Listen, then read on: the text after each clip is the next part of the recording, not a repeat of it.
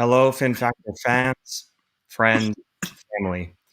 As many of you know, during our last show, my co-host Aaron Bartholomew Sholl was brutally, verbally attacked. I need to inform you tonight that Aaron has passed away from mortal wounds caused by said verbal attacks. Super producer Jason has prepared a short video so that we may remember the life of Aaron Sholl. What?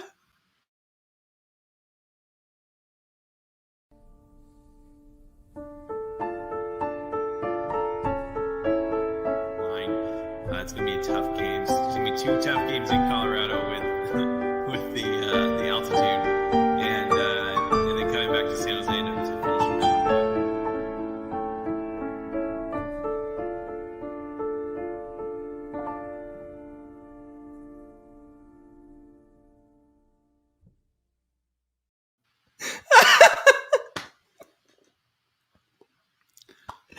Yes. I'm right here. I'm literally right here. Wishful thinking. I'm sorry. Can you explain to the podcast people what just happened? Oh goodness. I don't even know. Super producer Jason threw that one together. He told me literally minutes beforehand that he had put something together. So thought I'd go ahead and play with it there. Basically, I guess last episode you were getting accosted there verbally in the comments section there, and you weren't feeling too good about yourself. So there it is again. You put you small.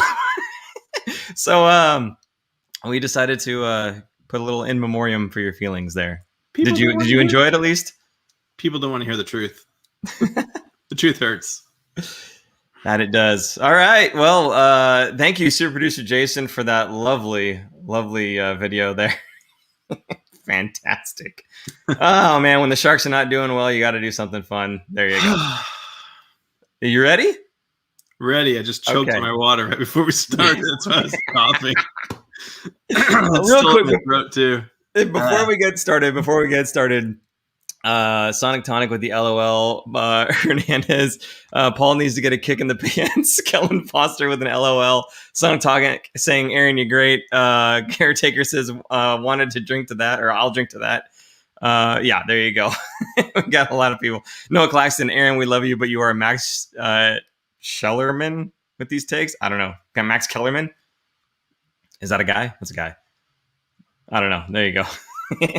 I guess you're a downer. I don't know.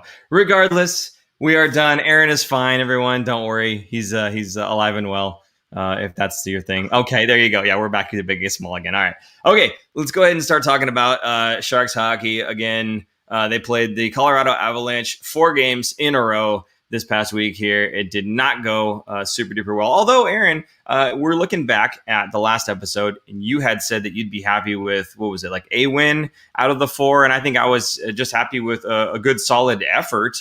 So we kind of got a little bit of everything there. What did you think about this week so far? I can't exactly remember what I said. I think I was hoping that they would lose all 4 games, which they almost did. But I thought, the Sharks would probably win one of those 3. And that's pretty much what they did. I mean, they lost one in overtime.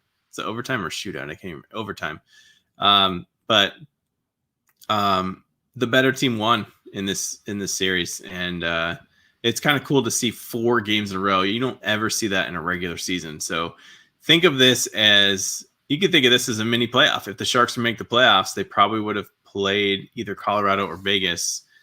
Let's just say it was Colorado. Here's how it would have happened. So how would you have felt after those games? The Sharks they're just not there. They can't hang. They don't have the depth. They don't have an answer to that top line anymore. They used to a couple years ago when they saw them in the playoffs, but not anymore. So I think I don't know how much time you want to spend on these games, because they were just, some of them were bad. Tonight's was better, but the rest of them were just not good.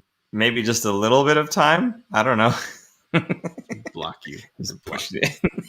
Nice. Yeah. Okay. So on this game 1 here, I've got a couple notes. We'll just go through them real fast. They got killed on special teams, so it was a 3-0 game, but it was basically all power play goals. So the power play was the difference for Colorado in this game, which you would think that it wouldn't have to be the difference, because again, they are a much deeper team. They have much more top end firepower, and their blue line actually looks a lot better too, with Cale Makar doing what Brent Burns and Erik Karlsson can't and should be doing. but they're just all around just a much better team. So this was a bit of a moral victory, if you will, to be able to hold them to no goals 5-on-5. Although if you take a look at the scoring chances, the high danger chances for, and I'll be doing this for each of these games, high danger chances for in this game for the Sharks, 5-on-5 at least, none. And for the Colorado Avalanche, 7. So when you're not getting into those areas, and this is something that Brett Hedican has harped on with Timo Meier specifically, is get yourself to drive to that area. And we saw Timo do that tonight, almost scored a goal. But getting to yourself to that area, driving hard, that's his game. That would be reflected in the amount of high danger chances for the Sharks if he was kind of playing that way. You'd see at least a couple here and there, but he's still sort of playing in that perimeter, although again tonight really tried to go for it, crashed right around that net, going for a wraparound. Just didn't get it, but it was close at least, so I appreciate the effort at least. So that was game 1, a 3-0 loss. Always sucks when you get shut out. So the Sharks come back, game 2. Again, for the high danger scoring chances, we have 4 chances for the Sharks, 19 for the Colorado Avalanche. It's amazing that this game was as close as it was when you take a look at the score. It was a 4-3 loss. When you get outchanced 19-4 in high danger areas, 5-on-5, you're expecting that the score is going to be much worse than it is. So I know there was something that was a lot more interesting to you than the score in this game. It was a altercation between Nathan MacKinnon and, of course, heavyweight Kevin Labanc. Go ahead, Aaron, take it away. Well, I thought so. The whole play, what happened was Labanc got in on was it Makar? Can you remember who it was? He was chasing down a puck, and kind of the guy was going to the boards. The defender was going to the boards, and I thought, to me, looking at the replay over and over and over, it looked like Labanc wasn't hitting him into the boards. He was getting body position and turning and protecting the puck. And Labanc, I mean, so far in his career, he hasn't really been a kind of dirty player that would hit somebody like that into the boards anyway. So I thought it was, I didn't even think it was really a hit. I thought he just kind of boxed him out a little and got the puck. And MacKinnon, being the captain and sticking up for his teammate, got into his face, and there was a face-off right after. So the puck was already dead, and MacKinnon got in his face, and they dropped the gloves. So good. If you look at it, you look on Colorado's perspective, yeah, it's good they're sticking up for his teammate, but you're taking MacKinnon, your best player, not just on your team, but probably one of the top 3 in the league right now this year, taking him off the ice for 5 minutes. Probably should have been somebody else sticking up for that teammate, not MacKinnon. But his teammates loved it, and Labanc, sticking up for himself and dropping the gloves with them, good for him. At least maybe it was better that it was MacKinnon and not somebody else for Labanc's sake. But I didn't think it was a dirty hit. They didn't review it afterwards. He didn't get a penalty on it. In fact, I think MacKinnon got an extra penalty on that play for instigating. So I didn't think anything was wrong with it. I thought it was a slight overreaction by Colorado. Yeah, no, fair enough. When you say by Colorado, but really by Nathan MacKinnon to feel like he had to jump in there and drop the gloves. Again, I thought it was just Kevin Labanc stopping, essentially, and with his leg kind of getting underneath the defender and just kind of taking his leg out, not intentionally trying to sweep his leg, sweep the leg, but it was just kind of like his motion of stopping, just kind of, that's where his leg was, and then just knocked the other guy out. I don't think there was any intent behind it whatsoever. So maybe a little bit of an overreaction by MacKinnon, but you know what? Good on him. Good on the captain. As you said, Colorado Avalanche really appreciated that move, sticking up for a teammate by a guy who is not somebody who's going to punch faces on a daily basis. So good, just a good leadership thing out of Nathan MacKinnon there. Yeah, one thing I wanted to go back to is those high danger chances. Good on Koshinash for facing 19 high danger chances. Yep. He had 4 goals against and was still over a 900 save percentage. He was 909 for the night. That's still better than Jones. So I think Jones would have gotten roasted in that game, having 19 high danger chances. And I think I tweeted this out last 2 games. Maybe it was that game. Yeah, it was that game. Saying that that Jones, I think it's an NHL open secret that Jones has the worst glove hand in the entire league, because they always pick on his glove hand and it always works. So, I mean, look at what was it? One of the goals, was it the tying goal, or was it the one? Maybe it was the one to make it 4-3 was glove side. He totally just flubbed it. And then I think the one in overtime was also glove save, or a miss by his glove. So I think Koshinash is a better option in net at this point than Jones, but at the same time, I want them to tank, so they should start Jones in every game. Go ahead. No, that's the game-winning goal did hit Jones' glove, like literally hit the glove, and still went through. Hit the glove because the glove was in the way. He had the glove in the right spot mostly, and he even when he makes the save, it goes in. It's just incredible. I don't know what to say about that, but it's just it's just not his year, unfortunately, and it seems like it hasn't been his year last couple of times around here, which is also very unfortunate. There's something to be said for, again, team defense and whatnot, and I still believe that is kind of the core of a lot of these issues. But when the puck hits you in the glove, it's kind of like in football, right? And I'll come back to another football reference later on. I do see a comment here about better than what Tom Wilson did in reference to Kevin LeBanc. So we'll get to that as well. But in football, if it's said that if the ball hits you in the hands and you're a receiver and you drop it, that's your fault. That shouldn't be on the quarterback, right? If you touched it at all and you dropped it, that's on you as the receiver. It's kind of the same thing in this scenario here. When the puck hits your glove, like more like I think a better analogy is when the ball hits your glove and bounces off your hands and it becomes an interception and goes back the other way. That counts against the quarterback as an interception when the quarterback's like, really? I couldn't throw it any better, To me, that's what this is like. It hits him in the glove and goes in the net on an overtime win.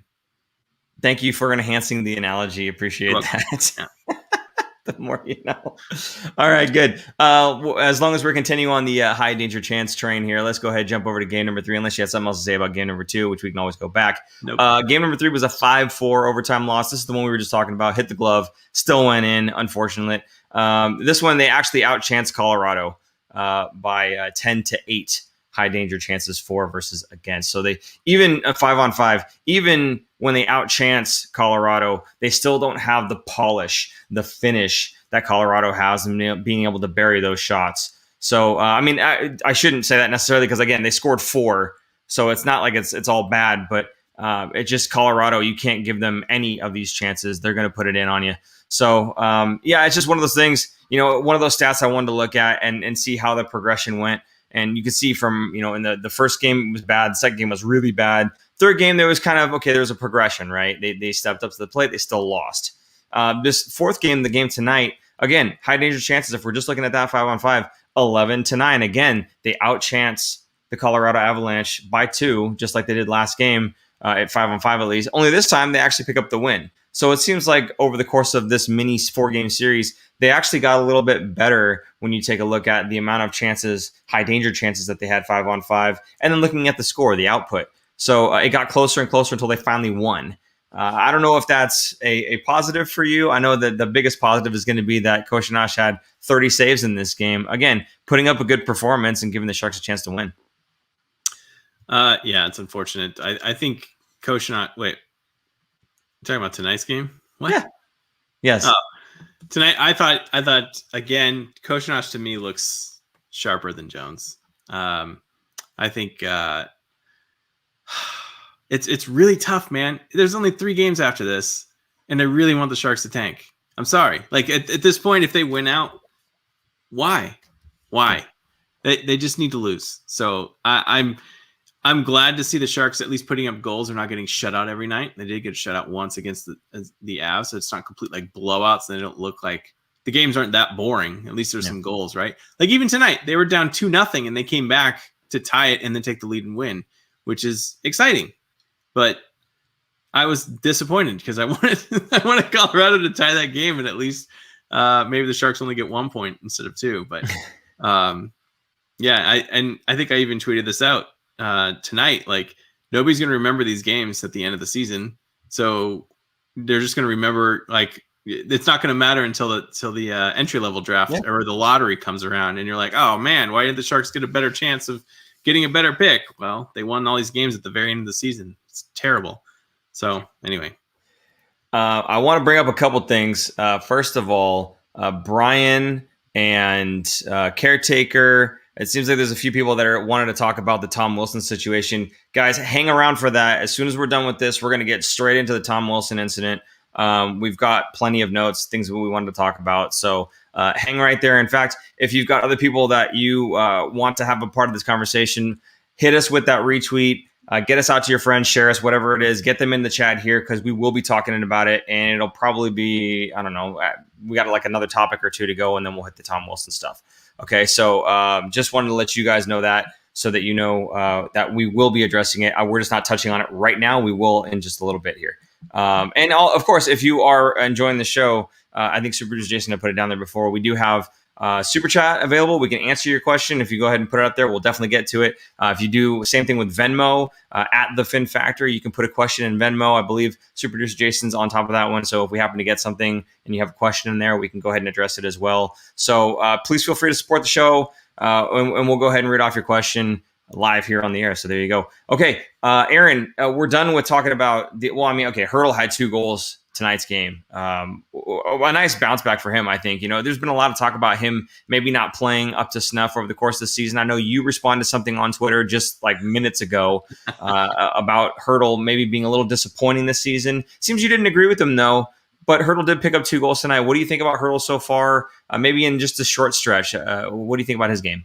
Well, it was a hot steaming take, and I couldn't not say anything, so I jumped in and kept going at it. So I feel a little bad about it, but anyway, I don't want to get into the Twitter war that I had. It wasn't even really a war, but to me, Hertl's fine. I think he obviously had a great game tonight. He had 2 goals, and I think he's been one of the most consistent players. I think Kane's been the best. I would say Hertl, Ferraro, maybe Knizhov, just because he's a rookie and kind of came out of nowhere. And at this point, I say maybe even Koshinosh has been showing some good signs of life and good things to come. So I just, to me, like, I don't feel like, not that he doesn't warrant any kind of criticism, but I think he's been fairly consistent. Not as consistent as Kane. Kane's been by far the best forward for the Sharks, but I think Hertl's a close second in terms of consistency and playing well throughout the season. So I just thought it was silly, and I kind of wanted to jump in there and whatever. But we do have some clips here, don't we? Yes. Kind of glossed over. You want to go over those? Well, I mean, okay, we're looking at a couple of bright spots here. One of the bright spots for Coach Bob Bugner has been Dylan Gambrell. And I got to ask a little bit, we'll go ahead and just roll the clip. But basically, it's some of Bob's thoughts, and we thought you guys would be interested in those. So go ahead, we'll roll that one. Yeah, I said this, and you guys have heard from the organization where we're at. And, last year was a situation where we sold veterans at the deadline and got picks back, and I think this situation this year is, a lot of young guys are getting chances and calling it a reset. And, it's not a surprise. I think you look around the league, out of the 31 teams, as of right now, I think every team that missed the bubble last year playoffs is still out. So it just goes to show you don't flip things around in this league in 6 months and 8 months or 10 months. It takes time, and there's pain involved in that, and there's some growing to do, and that's where we're at. And we've tried to work on certain things this year, and systematically and culture and things like that. There's a lot of things going on behind the scenes that are real solid in the young guys. But it's a situation where you're going through some stuff, and it's a little disappointing not to be in the playoffs, obviously. But we know what the big picture looks like and where we're going. So there's, just kind of, talking about where the big picture is, right? And lots of things going on behind the scenes. I would really love to be a fly on the wall to see kind of those things that are happening behind the scenes. But we did hear, I'm not sure if it was actually in that clip or not, but we were talking about Bob Bugner and how Dylan Gambrell had earned his trust and whatnot. So I think maybe we had a different one there. But, things are kind of happening, like he said, behind the scenes. It'll be interesting to see what happens for the next season to come here in the off season, if there are certain trades that get made to kind of free up some cap and all that kind of thing. And we're going to have another clip here that kind of talk about, because I asked Evander Kane about some of the young guys and getting opportunities and that kind of thing. And before we get to that, I kind of want to, it'll be a tie-in sort of. Aaron, you had talked about there's this comparison that's always happening between Timo Meier and Rantanen, right? And that they were picked just one pick apart. and that we could have had Rantanen and all this hullabaloo, right? So I'm going to give you the floor here. Just go ahead and talk about that. Something was bothering you about this, and then we'll kind of segue that into this clip with Evander Kane. So go ahead. Sure. I mean, it's easy to be a Monday morning quarterback, as the saying goes. So you can look back at drafts and go, oh, man, well, the Sharks should have drafted this guy instead of this guy, or that guy instead of that guy. And this is definitely one of those cases. Now, normally I don't really fall into that, but in this case, Mikko Rantanen was taken one pick after Timo Meier was taken in that draft. So you could make the case that, yeah, the Sharks definitely could have taken him easily.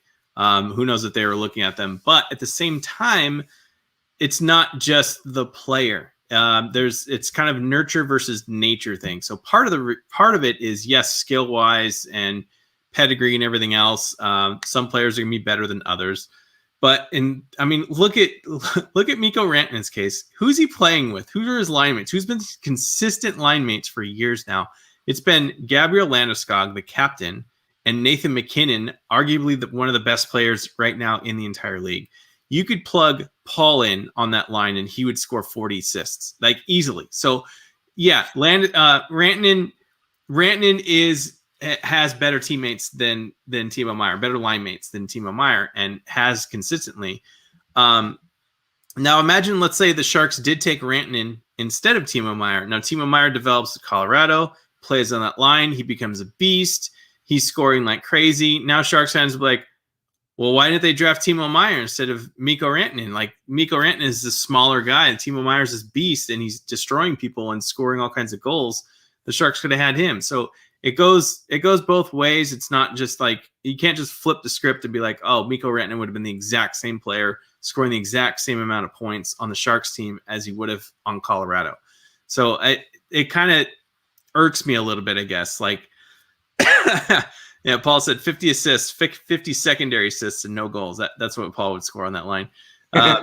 But you understand what I'm saying? Like, there's part of it is the development of the player. Part of it is the skill of the player and just the player in general. I mean, there's some cases where there's a player that probably could have made it into the league and they were pushed in the league too soon and they're out of the league very quickly, and terms of a bust come around, right? There's been a few of those players. There's been, you can look at some other drafts where it's like, man, this guy got taken 3rd overall, and the guy who was 5th overall is a superstar player. So you can do the Monday morning quarterback, but nurture versus nature, a lot of it has to do with development. A lot of it has to do with opportunity on how much ice time they're going to get. And Mikko Rantanen got a lot of ice time because the Colorado Avalanche, if you don't remember, the reason they got Nathan MacKinnon 1st overall pick is because they were terrible for a number of years. So he got some ice time that he probably would not have gotten. Let's say if Mikko Rantanen joined the Colorado Avalanche as a rookie this year, he would not be getting the ice time that he got as a rookie in his actual rookie year. So he developed better. Would he have gotten that time on the Sharks when Timo Meier started with the Sharks? Absolutely not. He would have had different line mates. He wouldn't have gotten the ice time. He wouldn't have developed as great as he is. Not saying that he wouldn't ever, but he wouldn't be the same player. So it's really hard to compare players like that, even though they were taken one pick later. So I'm sick of it. So we need to just stop saying, fire Doug Wilson because he drafted Timo Meier instead of Mikko Rantanen. Like, oh, come on, really? I'm getting really sick of the fire Doug Wilson. Now, going back to what we just listened to from the coach. Sorry. I'm ranting here. But going back to what Bugner said, there's a lot of underlying stuff that he said in that quote. Most of it is we knew this season, going into the season, what was going to happen. Like last year, we traded a lot of veterans and got picks.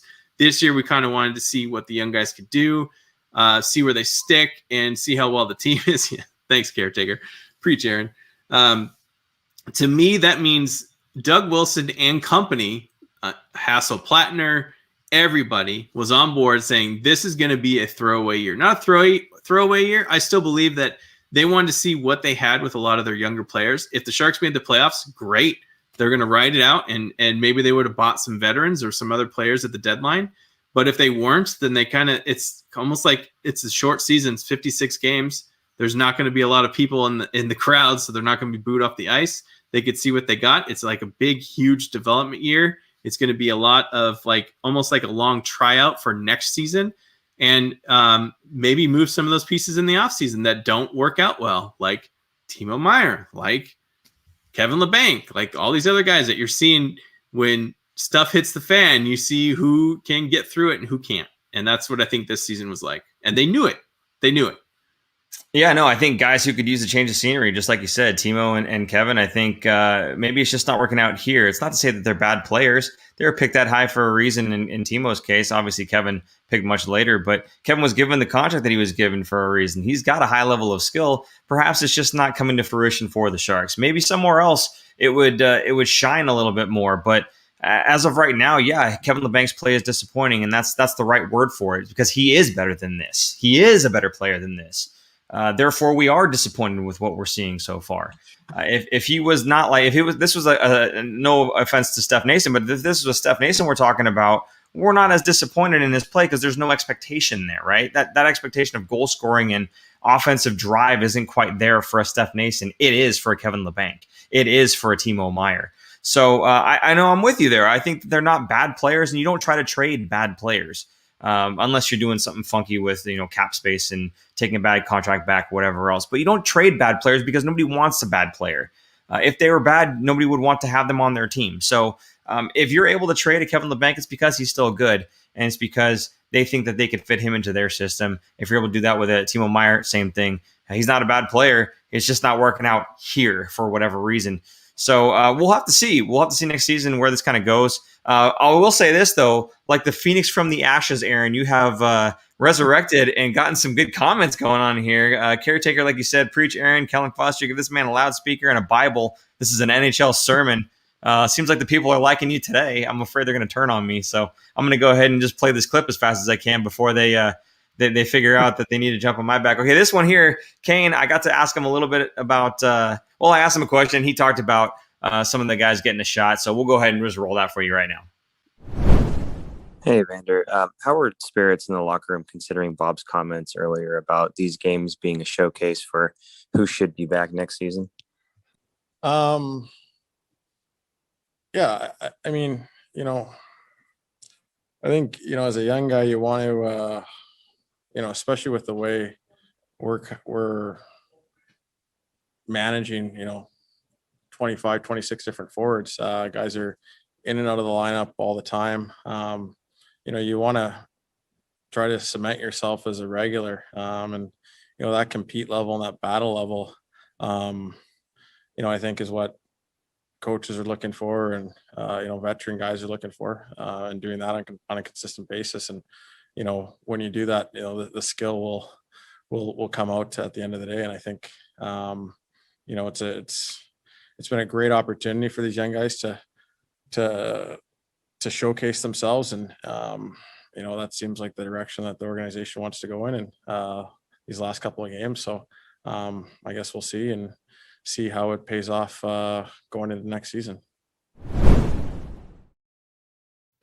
Caretaker with a comment there. Dang, Paul dropping the hard questions. I think it's about time I asked one that was maybe a little bit difficult there. So, but I liked his response. He kind of deflected a little bit and said, this is how we're going to talk about, the young guys stepping up and having the opportunities here. Now, Aaron, you had just talked about, these guys getting opportunities. If Rantanen was on our team, would he have gotten the same opportunities, all that other stuff? Well, now we see a bunch of guys that are getting the shot, and no one more prolific in showcasing their skill so far than Alexander Barabanov. He has stepped up big. He's been playing alongside Kane and Hurdle, obviously two of the better players on this team. So it would be easy for you to say that anybody, myself included, 50 assists, as we had said, could play alongside those two players and do a fairly decent job. But it's beyond that. He's not just kind of reading off of them. He's actually making them better. He's making plays. You see him getting himself wide open for passes. Again, that one that Hurdle hit him with a pass cross ice. And instead of just shooting it right away, which he could have because the goalie was moving, he was not set. He fired it right back across to Kane because he has that vision. And we saw it tonight. He had a few really nice plays as well. The guy's just doing a really good job, and he's impressing Sharks brass, I'm sure. So, again, looking forward to having him come back to the team. It's really nice to have a really solid talent that you didn't have to really pay anything for. You gave up Antti Suomela, who was not cracking the Sharks lineup. Just another amazing trade, in my opinion, by general manager Doug Wilson, bringing him into the organization, seeing what this kid was capable of. And it's not a guy that you have to protect. That's the big thing, too. He's a guy that's going to be, in the top 6 in your roster next season. You don't have to bother with a protection against Seattle there. So I don't know if there's anybody else. I mean, we talked about a few guys. Ferraro's playing, phenomenally right now. Knyzhov, for me, is Rookie of the Year for the Sharks. And then, of course, Barabanov is just stepping up and showing that he can handle the role of a top 6 forward in this league, and I don't know why Toronto gave him up. And then, of course, Koshinash stepping up in goal. So we've got from forward to defense to goaltending. There's some promising prospects here. So, maybe a little bit to look up about for next season. I mean, Barabanov is the perfect example of what I was just talking about. He had no opportunity in Toronto because there's too many people on the depth chart in front of him. So they're not going to stick this rookie in the lineup in the top 6 that has not proven himself when they have Toronto probably has top 9 forwards that can fit in that top 6 spot. So why would you get rid of one of those guys and move them down the lineup for this guy for more than one game? They did try him out on a couple of the top lines, but only, you're only going to get a game or 2 in there and you can't do anything about it. Now on the Sharks, he's been with the Sharks for 6 games. You know how many points he has in those 6 games? How many? 6. 6. The only game he did not get a point, the game the Sharks got shut out in. Nobody got a point. So he is very impressive. I think he deserves a contract. He's an unrestricted free agent after this season. So he could have his pick on where he wants to go. But if he solidifies himself on that line, on that top line with those guys, I would imagine that his agent is going to want to sign. Now, remember, I don't know if I talked about this last show. I don't think I did because it came out in the article from Kurz last week after our show. Barabanov shares an agent with Knyzhov and Melnichuk. Those two definitely had a hand in getting the Sharks to make that pick or make that acquisition trade. Thank you. And his agent had said that there was only one team that we talked to and only one team only that we wanted to go to, and it was the Sharks. So that, I think, was facilitated, and Knyzhov acts as his translator as well during the press conferences whenever he's asked any questions or anything. So I think Barabanov is going to stay, especially after this hot tear that he's on, and I bet the Sharks maybe sign him for a 2-year contract, probably a 2-year, maybe $2 million contract, something on the cheap, and kind of approve it to make sure you can do it in a full 82-game season, not just a shortened 6-game, or I guess it'll be a 9-game stint with the Sharks after the next 3 games. So I'm excited for this guy. I hope they do sign him, and I hope he sticks and stays, and I hope this is the real deal, because 6 games is a better sample size than, 2 or 3 games where you get kind of on a streak. 6 games, 6 points in 6 games is a big deal on a not very bad team, but on a bad team. But yeah, like you said, he makes his line mates much better around him. I think that's probably his best asset, is that he works his tail off. He gets the puck over, and his vision is incredible for most of these. I think we kind of take it for granted what Joe Thornton was able to do for so many years in San Jose, because you kind of feel like, oh, why isn't more people play like that? Not that Barabanov is Joe Thornton, but his vision out there is amazing, and he can find an open player. Kind of see, it's almost like he's playing 3D chess versus checkers against the other team. So the future is starting to look a little bit better with some of those guys. Noah Gregor, someone said about Noah Gregor, he's starting to look pretty good. I'm hoping he sticks. And you said Dylan Gambrell. To me, I like Gambrell. His offensive touch is just not there. I'm hoping that it comes back. But he seems like he's going to be a solidified 4th-line center if he doesn't really get that offensive back, which isn't terrible. That's an NHL career. But at least it's not the other way around. It could be like Kevin LeBanc, where he's terrible defensively and great offensively. We kind of need some of the balance of someone who's very good defensively and not as good offensively. So I don't mind so much. Yeah, no, I think the point with Gambrell was simply that Bob had said he's kind of earned my trust here. And that's something that's huge for coaches. A guy that you can put out there and not have to worry too much about what's going to happen against him, right? Now, he may not be putting up as many goals, assists as we'd like, but the guy is not a guy that you put out there and kind of, chatter your teeth and worry. He's responsible in his own end. He's shown that he has pretty good puck protection skills, especially along the boards. He's not getting pushed off the puck so easily anymore. He's setting up his teammates. Whether or not his teammates are able to bury those chances, that's a different story as well. But he's a guy that's been trusted to start the game. Bob's put him out there at the very beginning of a game. He's put him out there on the penalty kill. He's put him out there on defense when they were short a defenseman because of too many penalties or whatever the case was, and injuries. Gambrell played defense as well. I mean, that's something that's, you don't have every forward trusted to play on the defensive side, on the blue line, and that was the first guy that Bob picked. So, I think it's good for Dylan to have a place, just like Matt Nieto came into the league and he was a goal scorer, and then all of a sudden he wasn't anymore. Dylan Gambrell may have been, a guy that was relied upon to put the puck in the net in his earlier years, but coming into the NHL, his role has shifted a bit here, and I think him being able to play more of that, shut down if need be, just a solid, reliable fourth line presence, maybe a 3C going forward, who knows, but definitely somebody who could play on the fourth line center. I think it's great for the Sharks. Again, they don't need 4 lines of scoring. They need 4 lines of reliability. And if he can provide that for the final line, then they just need to fill in the rest of the depth going up the roster. Obviously, it's more difficult to fill in the higher lines. But when you can find somebody who's not too expensive and is somebody who is reliable, has the coach's trust, it's always good things for me, at least. So now you guys wanted to talk about this, and I'm happy to do that right now. So it was asked about before about the Tom Wilson incident. So let's go ahead and give a rundown on this whole Tom Wilson thing. What's this? Not about the Sharks. What are you guys' thoughts on Tom Wilson? There you go. Fine and no suspension. Yes. So,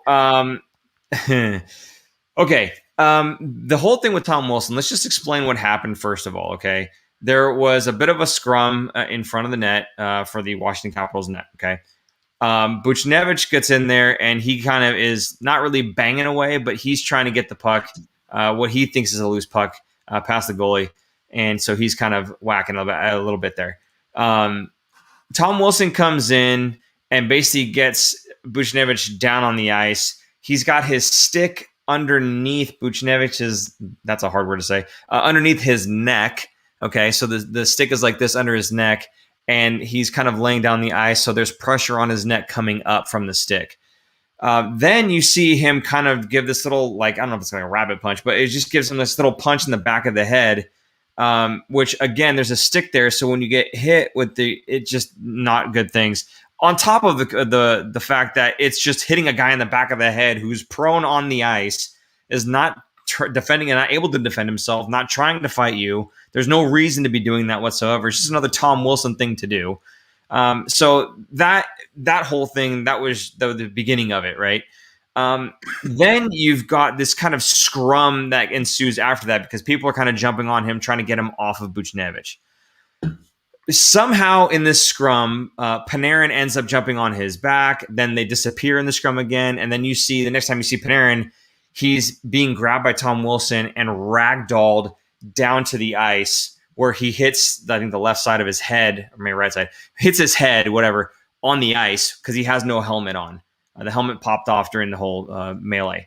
So he gets slammed down to the ice. Now, this is Tom Wilson grabbing him, swinging him around, and throwing him down onto the ice. Now, this was very akin to Joe Pavelski's fall, if you remember from Game 7, which of course you do, where his head slammed down. It was very much like that. It just bang, right on the ice. Somehow, Artemi Panarin is not injured from this and is able to still kind of tussle with Tom a little bit, but Tom picks him up and then pulls him straight back down again. Now, luckily, the second pull down was more of a benevolent pull, if you will, and didn't drive him straight into the ice once again. So that is kind of the situation. Aaron, did you want to fill in with a little bit more detail there? No, I think you covered it. Okay, so that's the situation. And so, of course, people see this and they go, oh, Tom Wilson, he's a horrible guy. We all hate him, et cetera, et cetera. Then they're saying that there was the only thing that Tom Wilson got out of this during the game was the 2 minutes for roughing and then an extra 2 minutes for something else, for instigating. I don't know. And then I think it was a 10-minute misconduct or something like that. But essentially, all it did was it gave the New York Rangers a 2-minute power play for taking one of the best players in the league who is not a fighter and throwing him down on the ice without a helmet on when you're a guy that is a face puncher and knows the problems that can occur when somebody doesn't have a helmet and their head hits the ice. You've fought enough guys that you know what head injuries are all about. And he took a guy that is not a fighter, one of the better players in the league, and threw him down. So a lot of people had a big problem with this, of course. And the NHL Department of Player Safety, headed by George Peros, gave him a $5,000 fine with no games suspended, no missed games. So to put this in perspective, I watched some other video and someone was saying that, the NFL has a $5,000 fine for you wearing your socks too low.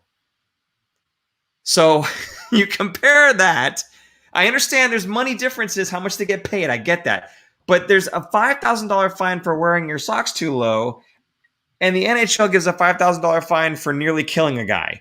Yeah, well, you could blame the NHLPA for that because that's the maximum fine allowed is $5,000. That's what they would have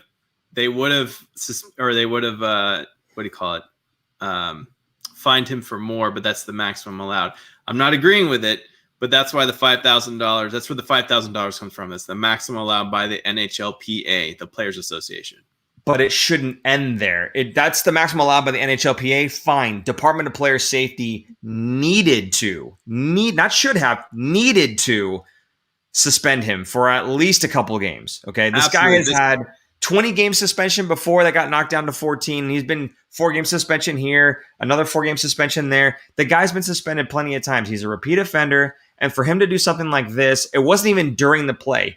A headshot during the play, you could say it's mistimed. The guy changed levels on me, whatever. You could try to explain that away. This is him after the play is done with his stick under a defenseless player, hitting him in the back of the head. This isn't so much NHLPA. This is Department of Player Safety that needs to have a look at, really. And the New York Rangers, their organization thought so as well. They agree with that sentiment. And we'll get back to Department of Player Safety if there's anything else you want to talk about the decision in just a second. But the New York Rangers Twitter, they made an official statement, and this is kind of an unprecedented statement. No one has really questioned league officials like this before so publicly, and they came under fire. So they had an official statement calling for George Peros' job, essentially saying that he is, and these are the correct words, quote, unfit to carry out his duties for the Department of Player Safety. Again, kind of an unprecedented move. Some people think that maybe they crossed a line there by doing that. I don't think that they did. I think that they're calling a spade a spade. And, for a guy like George Peros to see that happening, again, this is a guy who's a fighter and who knows and respects head injuries. I mean, George Peros hit the ice real hard one time with his and smacked his head. I do remember that.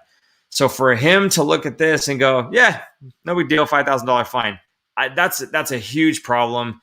And I think the New York Rangers were absolutely 100% correct in calling him out. Go ahead, Aaron. Well, I think the Rangers, because they are the Rangers and probably one of the biggest fan bases outside of Toronto for an NHL team, I think they kind of had to make a statement like this to show kind of like their bravado in a way. But they also could get away with it because now if the league turns around and finds them, they're going to fine them for way more than what they fined Wilson, which is just going to backfire even more. So now that suspension, that should have been suspension. There's even a video by John Scott who said that should have been a suspension. That was a terrible miss. Nobody would have blinked an eye if there was a suspension to Tom Wilson for that play. Nobody. Everyone would have been like, yeah. Even Washington fans would be like, yeah, I could see that. Like, there's no argument. It's kind of like it's so nearsighted for them to do that because when were they playing next, Paul?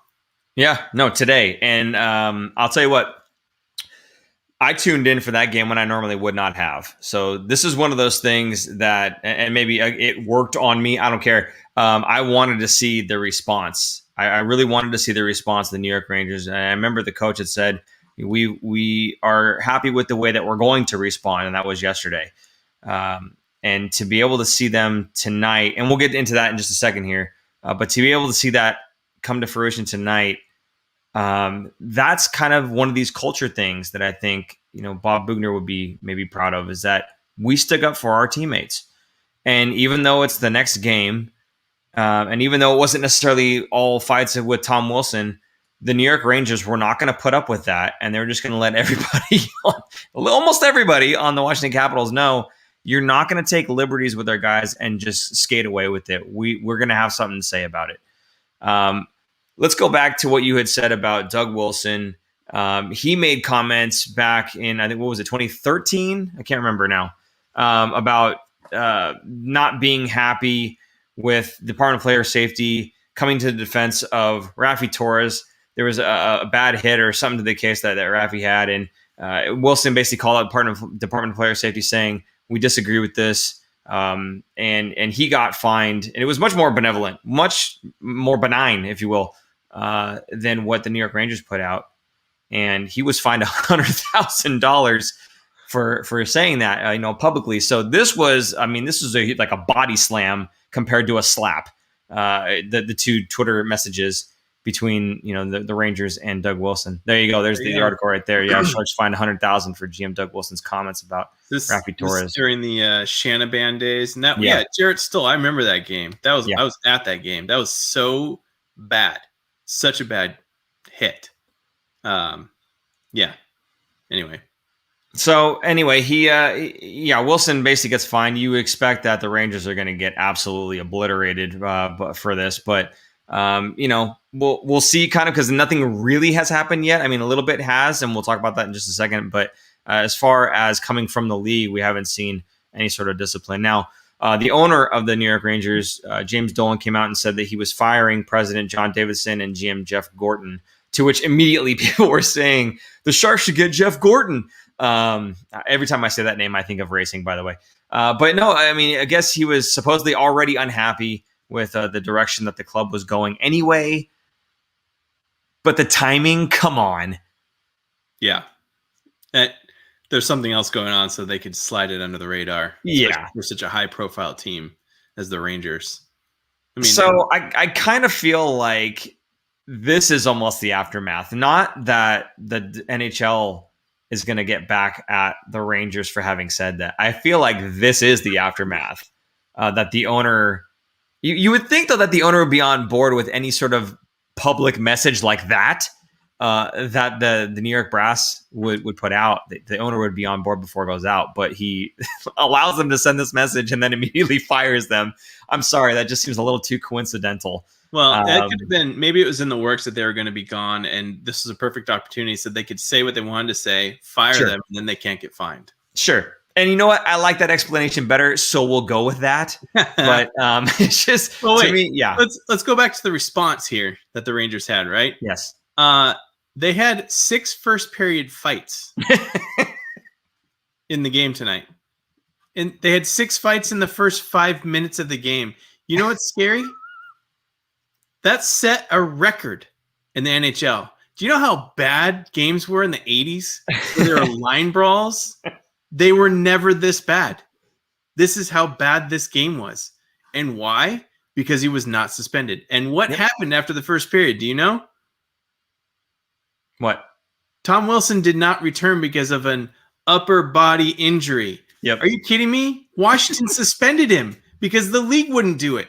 They took him out of the game because they wanted to play the game. That the league should have stepped in and suspended this guy. Instead, the team had to do it.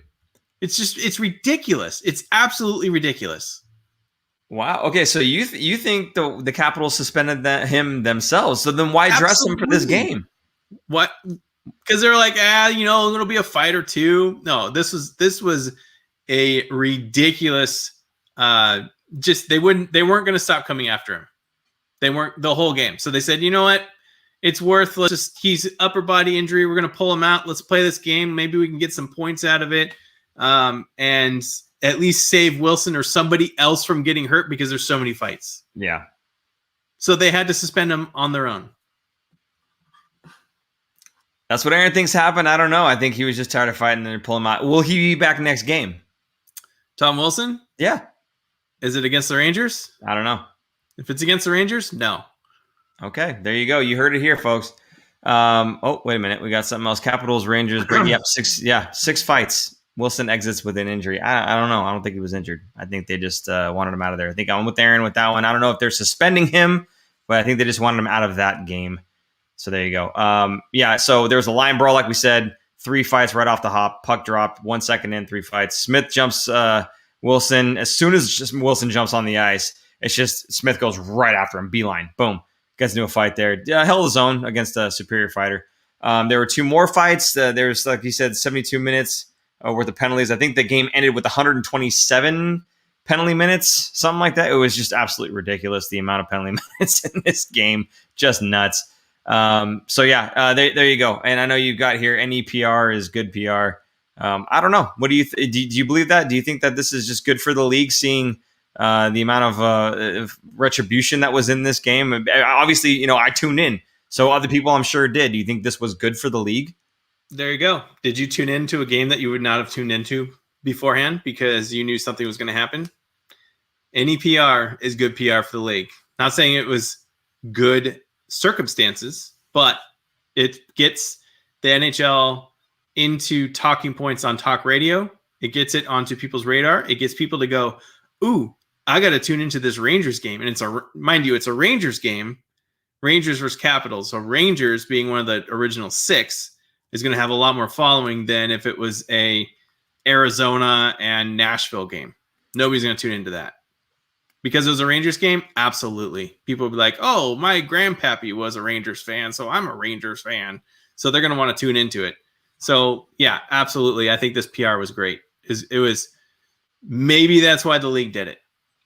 That's a huge tinfoil hat of reason of why they didn't suspend Wilson. But, people are talking about it. We're talking about it on a Shark Show. Get on with it. Yes, get on with it. Yes, get on with it. And in the spirit of getting on with it, we're going to do a roll call. So go ahead and let us know where you're watching us from. And then, of course, we asked the question earlier, or we saw the question earlier in the chat here. Who are you rooting for in the playoffs? So, Aaron, I'm going to have you go first on this one because I think I know your answer, and I'm pretty sure it's the same as mine. So go ahead. I actually answered this on Twitter or on Reddit. It was on Reddit. Sorry, it was on Reddit today. I'm going to be rooting for the Carolina Hurricanes this offseason. Oh, really? Mainly because I think they're an exciting team. They're one of the top teams.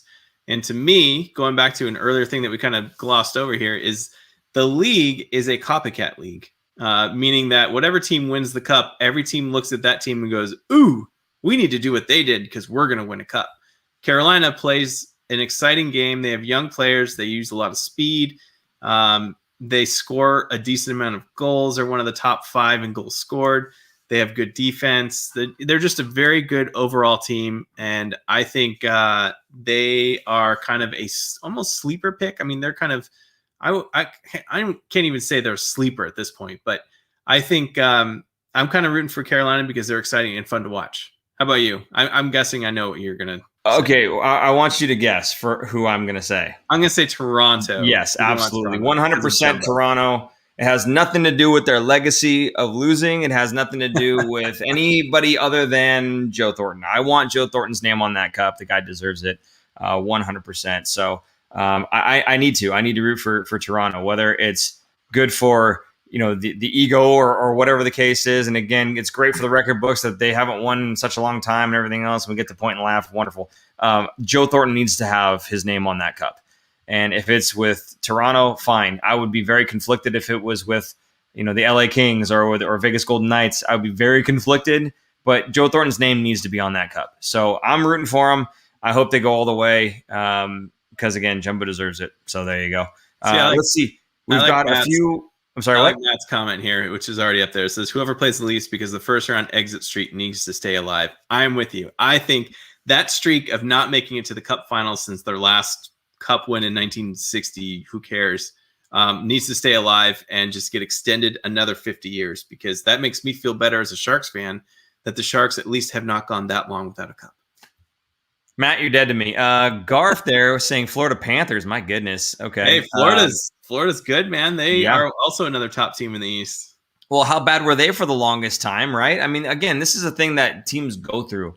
And I kind of want to reiterate that for Sharks fans and our fans as well. Teams got to be bad sometimes before they can be good. So you might have to see a couple of these seasons. Now, Doug Wilson's trying to do it where we're not absolutely horrible. And by all accounts, this team is still decent. They're not like so bad. I mean, if you take a look at the record, it's closer to 500 than it is to like 25%. Okay. So like, we're not like terrible. We're just bad. Okay. Florida made it to the finals in the late 90s. Remember the Scott Mellenby and John Van Beesbrook year? Mellenby killed a rat with his hockey stick in the locker room because the locker room was that bad that it had rats. And then he gets a hat trick with that stick that night. And so everyone started throwing rats on the ice whenever there was a goal. You guys should look that up for all you young people out there who had never seen those games because it was ridiculous. That was before the rule of not being able to throw stuff on the ice other than hats for hat tricks. Same with Detroit throwing octopus on the ice. I'm sure Detroit hasn't been in the playoffs for a long time now. So there might be a lot of young fans who are going, what are you talking about? Why would they throw an octopus on the ice? Well, back in the day, and here's where you need a more, logo over me, is they used to only take 8 wins to win a Stanley Cup because there weren't that many teams. So Detroit won a number of cups when it was just 8, and so they threw octopus on the ice to signify 8 wins. That's why they threw it on there. See, I thought it was because someone killed an octopus with their stick and then scored a hat trick. No, but do you remember when the Sharks played Detroit in the late 2000s? And somebody smuggled a shark into the arena with an octopus sewed into its mouth and threw it on the ice.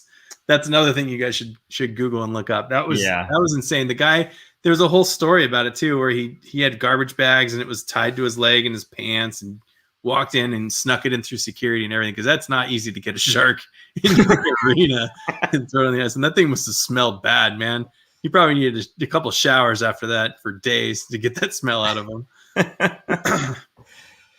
Okay, well, you know what? We're done talking about the whole Tom Wilson thing. We're done talking about the Sharks for almost the remainder of the season, Aaron. We've got 3 games left until this season's done. Mercifully coming to an end, my goodness. So on Friday, 7:30 against Arizona. Saturday, 7:30 against Arizona. Now, I know we've been doing the whole 2 games mini-series, do a show. But since it's only 3 games left, that last show against Vegas, we're going to lump in as our last show here. So it'll be Friday, 7:30, Saturday, 7:30, and then a Wednesday, 6 o'clock against the Vegas Golden Knights. And after that game, we will be available to you guys for the show. So that'll be probably 8:45, 9 o'clock or so, because of the time that this game here will end. Yeah, there you go. Super Jason.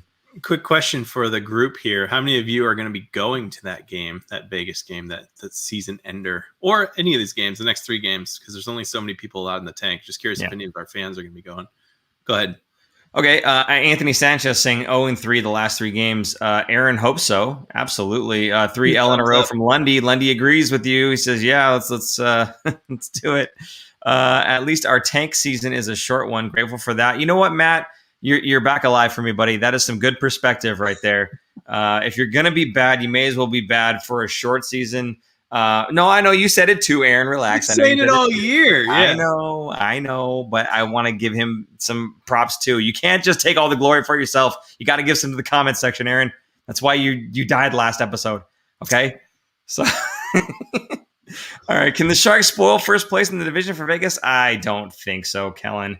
I think Vegas has got us 0-7 right now. There's no reason to believe we're going to go 1-7. So there you go.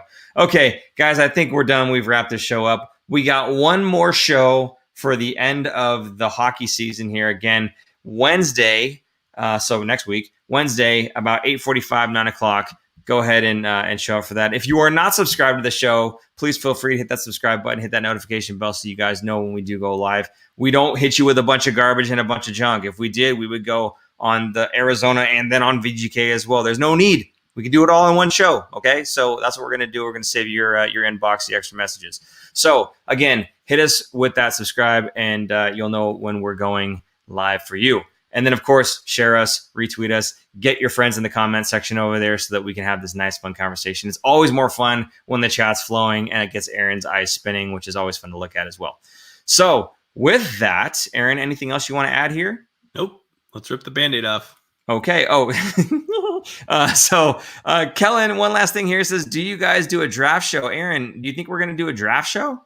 We talked about possibly doing a show maybe before and after the Seattle draft, and then maybe after the maybe not before, but maybe after the entry-level draft. Okay. Unless there's some trades or something that big happens before any of that, let's just assume we'll do a before and after Seattle Kraken draft, and then an after entry-level draft. And by then, maybe we will have our studio set up in super producer Jason's garage again. So we'll see. I do have my second shot, so by the time we're ready to go for that, we should be able to be in studio side by side together forever. With that, we're going to go ahead and say goodbye. Thanks so much, guys, for your comments. For anybody who hit us with a Venmo or a Super Chat, I didn't have it in the Super Chat today, but that's okay. We still love you. So, again, we appreciate you guys and all the comments keeping us going. Okay, for Super Producer Jason, I'm Paul. And I'm Aaron. And we will see you guys next week. Bye-bye. Bye. Thanks for tuning in. If you like this episode, check out our other content, especially interviews. You can interact with us directly through social media at The Fin Factor and on Instagram at Fin Factor. And don't forget to join our live streams on YouTube. Visit our website at thefinfactor.com, where you'll find all of our episodes as videos or podcasts. You'll also find our exclusive merchandise to help support our show.